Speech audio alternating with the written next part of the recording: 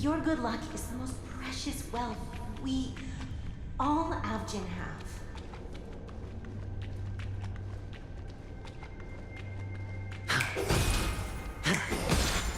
You came out alive after 2 days. It proves that you are the real deal. Wealth, status, power. The IPC will give you whatever you want. As for us, we will reunite in Kakava's next Aurora. It's a pity this is not the place you were expecting.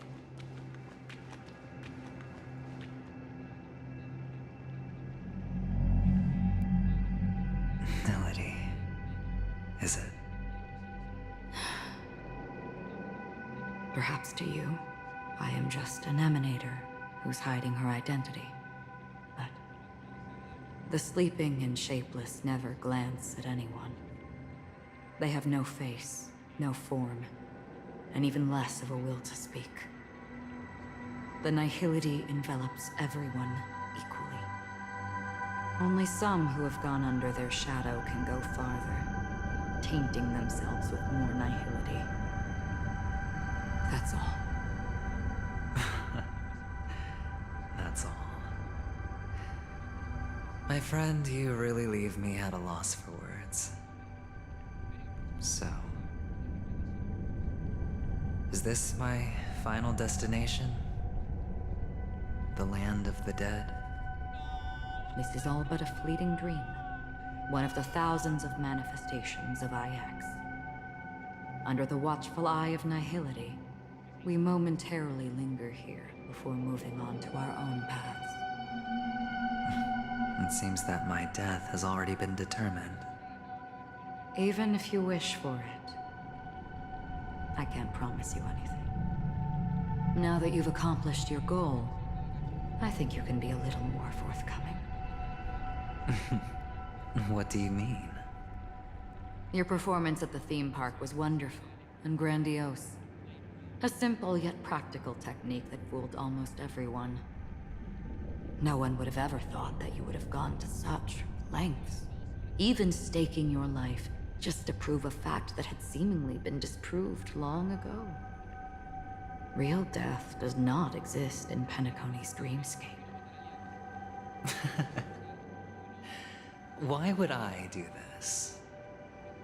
Because this is the only way you can uncover a secret that is even more unspeakable than the serial murders. To use this dream death to get there. To that promised land people constantly seek in this grand gathering. Penacony. The legacy of the Watchmaker. The true land of exile. How did you find out? I never imagined that something I learned about unexpectedly would become the key to connecting everything. It's our Stellaron friend's identity, isn't it? I see you're in the know. Let's just say I'd put money on the possibility. The murder isn't nearly enough to disrupt business as usual. Even if there were 1 or 2 murders on Penacony, most people wouldn't be personally affected. And that won't create any waves. This dream of theirs isn't a boundless sea. It's a lonely island. The family used the Harmony to build a high wall and isolate them from the vast and treacherous ocean of the outside world. That barrier they built keeps death out. But it also keeps the secrets that are lost in that watery abyss from floating to the surface. In a beautiful dream, free of suffering, who would want to go fishing for those secrets? No one.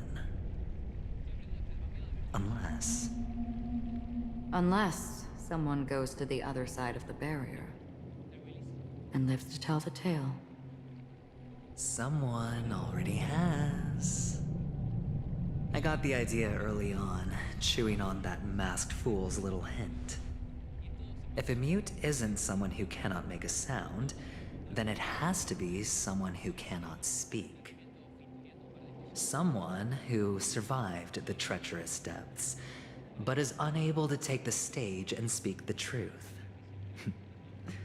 Well, I'm happy to know she's safe and sound, and still on Penacony. Hint. Is that not proof? Well, proof is the one thing I don't have.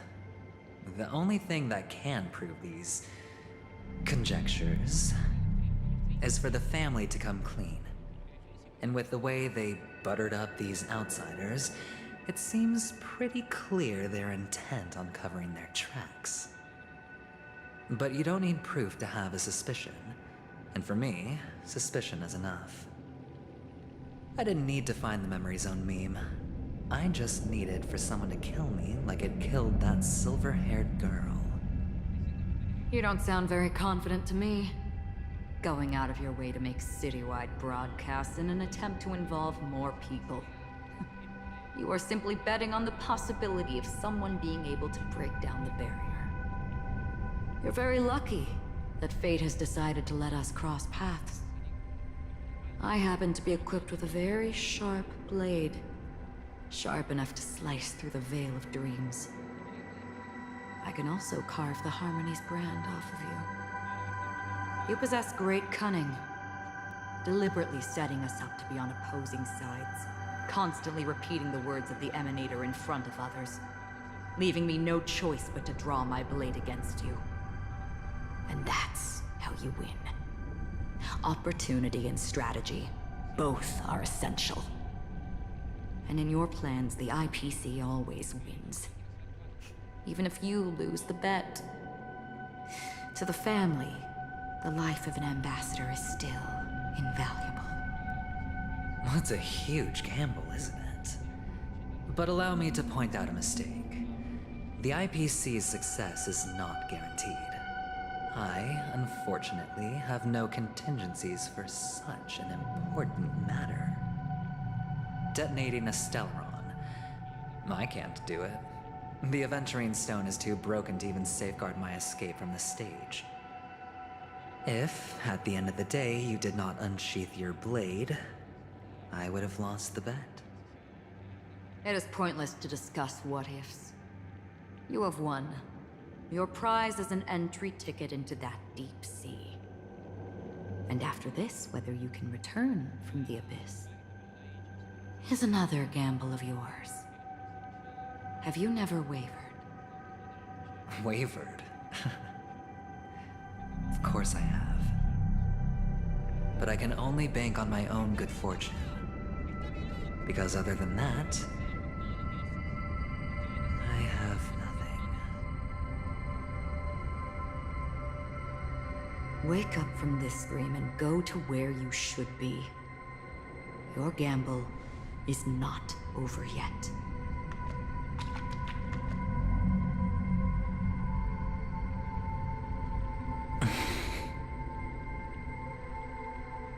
Before we part, can you answer one more question? As someone who has traveled on that road, can you tell me, why are we born into this world? If it's just to die. I don't think this and never have. Nor do you. But the nihility envelops you and I. And everyone. And because of that, it's pointless.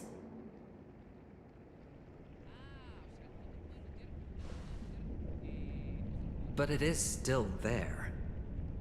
If the dice of fate are always weighted, then that is our destiny. Why, then, do we struggle against it? My answer might not be able to resolve your confusion, because it has been with you throughout your journey and is already a part of your life. But you said, sleep is the rehearsal of death. So why does life sleep? Because we are not ready to welcome death. So you can definitely understand why we want to be prepared. Even if the ending has been predetermined, that's fine. There are countless things that humans cannot change. But before the end, there are many things that humans can do while on their journey. And because of this, the end will thus reveal a completely different meaning. Take a good look at your pocket. Your friend has already given you the answer. Good luck.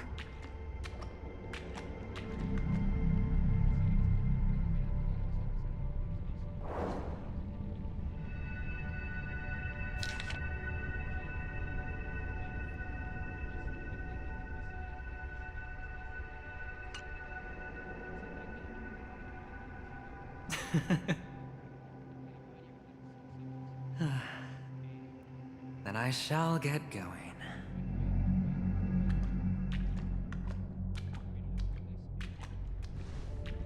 Mister? You're leaving? You ultimately chose to leave this dreamscape? Yes. Because they are not here. My papa, mama, and big sis. Then where are they? They are in a place where everyone will go. A very, very distant place. Then are you going to? I'll get there one day. But not now. There will come a day when the sky will drizzle, and I will hear the call of Gaiathra Triclops, and know that it is time for me to go, and be reunited with my family. So, until that time comes, I should be preparing. Preparing for what? Well, preparing to face them, Kakavasha, and to make them proud. I know you'll be able to do it. Good luck. Well, of course.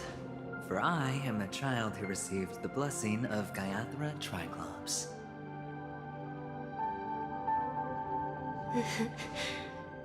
But you still seem nervous. Well, I seem that way because I am nervous. You know what? Maybe you can help. What do you say? One last time? Put our palms together?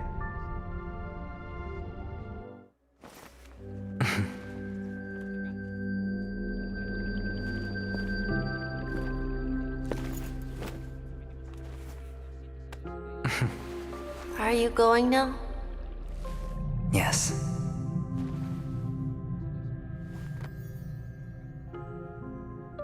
May the Mother Goddess thrice close her eyes for you, keeping your blood eternally pulsing. May your journey be forever peaceful, and your schemes forever concealed.